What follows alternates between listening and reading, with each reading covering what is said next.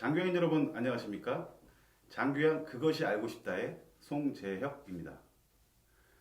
코로나19 확진자가 갑자기 급증하게 되어 다시 사회적 거리두기 2단계가 시작되었습니다. 요양시설에서 5회 또는 실내 비대면 면회가 시작된 지 얼마 되지 않았는데 다시 앞으로 2주일 동안 비대면 면회까지 전면 중지되는 바람에 어르신과 보호자 모두 스트레스로 고통을 당하실 것 같아서 안타까운 마음이 듭니다. 아무튼 장기환기관에서 코로나19가 더는 극성을 부리지 않았으면 하는 바람을 가져봅니다. 오늘도 한 요양원 원장님이 코로나 확진자와 연관이 되어 검사를 받았다는 소식을 듣고 저 개인적으로 걱정을 많이 했습니다만 검사 결과는 다행히 음성이 나와 한숨 놓은 것 같습니다. 특별히 이번에는 교회, 노인복지시설, 카페 등 사람들이 많이 모이는 곳이 타겟이 되고 코로나19의 변종도 등장하여 앞으로 코로나19가 어떻게 확대될지 예측할 수는 없을 것 같습니다. 요즘 코로나 때문에 대한민국뿐만 아니라 전 세계가 들썩이고 있어 심란한 가운데 설상가상으로 장교양기관 운영에 어려움을 느껴 앞으로 장교양을 해야 되나 아니면 그만두어야 하나 라는 고민을 하시는 분들이 많다고 합니다. 이에 따른 전화 상담을 신청하시는 분들도 많고요. 잘들 아시겠지만 영국의 유명한 극작가 셰익스피어는 죽느냐 사느냐 그것이 문제로다 라고 말했는데 우리 장교양기관에서도 앞으로 장교양기관을 더 운영해야 하느냐 아니면 여기서 그만둬야 하느냐는 질문이 나오고 있는 것이죠. 이 질문에 정답이 있을 수는 없을 것입니다.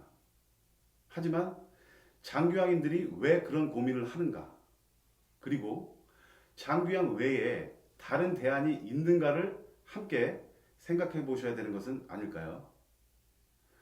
우리 실버페어 온라인에서 장교양 기관 경영자 100명에게 물었습니다. 그 첫 번째 질문은 장교양 기관을 운영하면서 무엇이 가장 장교양 기관의 문을 닫고 싶을 정도로 고통스러운 일인가? 입니다. 100명 중 45명이 갈수록 심해지는 통제와 규제 때문이다 라고 답변했고 다음으로 30명이 현지 조사의 공포를 말하고 있습니다. 그리고 세 번째로 20명이 사유재산의 불인정과 수익 감소를 들고 있습니다. 다음으로 넘어가 두 번째 질문은 그래도 장교양 기관을 계속하고자 한다면 그 이유는 무엇일까를 묻는 질문이었습니다. 이 질문에 대한 대답 역시 100명 중 40명은 코로나와 같은 위기에도 다른 사업에 비해 가장 안정적인 사업이다 라고 답했고 두 번째 32명은 어르신을 모시는 보람을 선택했습니다. 마지막 세 번째 답변은 다른 대안을 찾을 수 없어서 라는 의사를 표명했습니다. 멀리서 답을 찾을 필요 없이 이 두 가지 질문에서 답을 찾을 수 있을 것 같습니다.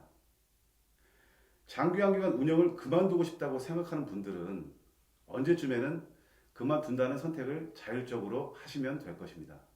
하지만 그만두지 못하고 계속해야 한다는 선택을 하신다면 첫 번째, 법과 규칙을 준수하는 문화를 조성해야 하고 두 번째, 서비스질 개선에 최선을 다해야 합니다. 그리고 세 번째, 수익을 창출할 수 있는 창의적 노력이 필요하다는 강한 의식을 가져야 할 것입니다.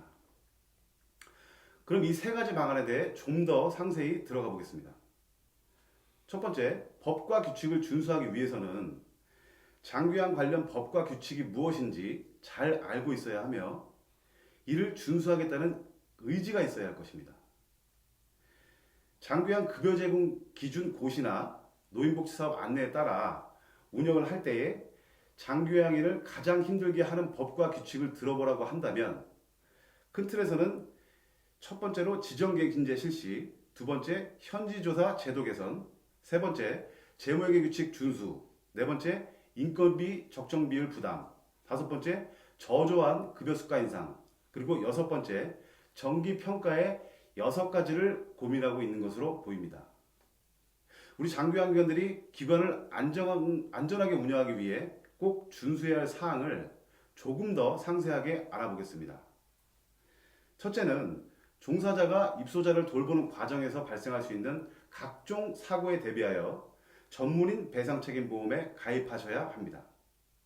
두 번째, 종사자 인건비에 대해서는 장교양 급여 제공 기준 및 급여 비용 산정 방법 등에 관한 고시 제11조의 2 인건비 지출 비용을 준수하고 종사자에 대한 처우는 근로기준법 그리고 최저임금법 등 관련 규정을 준수해야 합니다. 세 번째, 장교양기관 지정을 받은 노인의료복지시설은 시설의 운영에 따른 세입 세출을 사회복지법 및 사회복지시설 재무회계 규칙의 시설회계 규칙에 따라 회계 처리하여야 합니다. 네 번째, 장교양기관은 장교양기관 급여 수급자로부터 입소 보증금 등 비급여 항목에 해당하지 않는 일체의 비용을 받을 수 없습니다. 그리고 다섯 번째, 장교양기관은 수급자로부터 장교양 급여 신청을 받은 때에 장교양 급여의 제공을 거부하여서는 안 됩니다.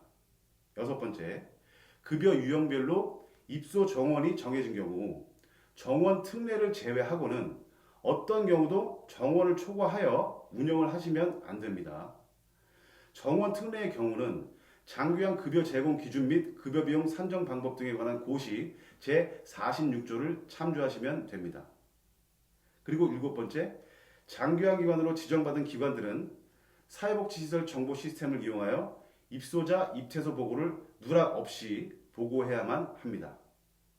그리고 여덟 번째, 근로기준법 개정에 따른 휴게시간을 준수하셔야 합니다. 근로기준법 제59조 근로시간 및 휴게시간의 특례 개정으로 사회복지시설이 특례 업종에서 제외가 되어 근로기준법 제54조에 따른 휴게시간을 준수하여야만 하는 것입니다. 근로시간이 4시간인 경우에는 30분 이상, 8시간인 경우에는 1시간 이상의 휴게시간을 근로시간 도중에 주어야 하고 휴게시간은 근로자가 자유롭게 이용할 수 있어야 하며 독립된 휴게공간 마련 등 실질적으로 휴게시간이 보장되도록 하여야만 합니다. 그리고 아홉 번째, 노인학대, 안전사고, 성추행, 인권유린이 발생하지 않도록 최선을 다해야만 합니다. 열 번째, 인력 배치 기준을 철저히 준수하고 종사자의 근무시간 관리를 완벽히 해야 합니다.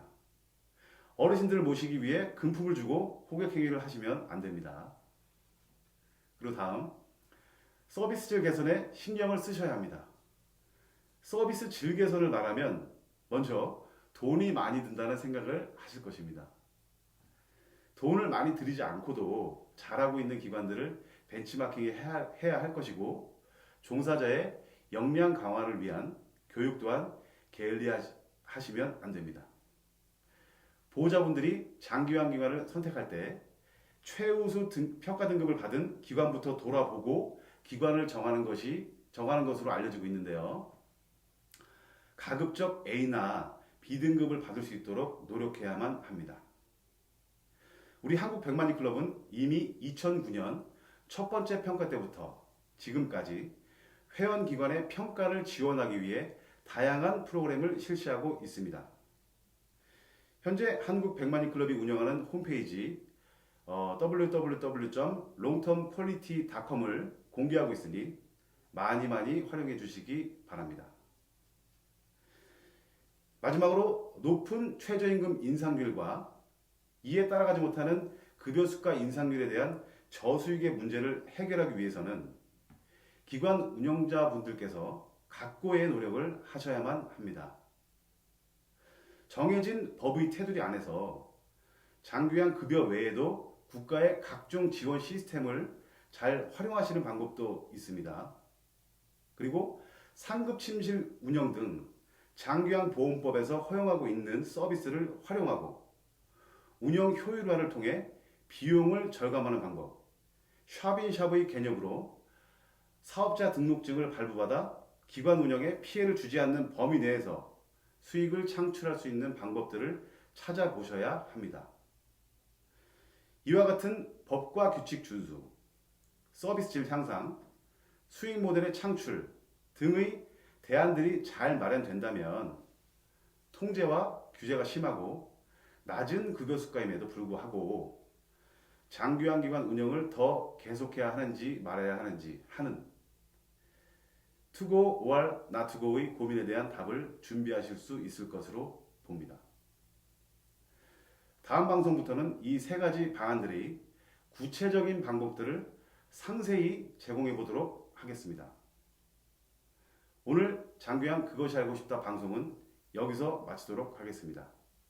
제2부 순서에서는 김철준 건강의료 전문 기자와 왕희진 장규양 전문 기자의 방송이 계속됩니다. 많은 시청 부탁드립니다.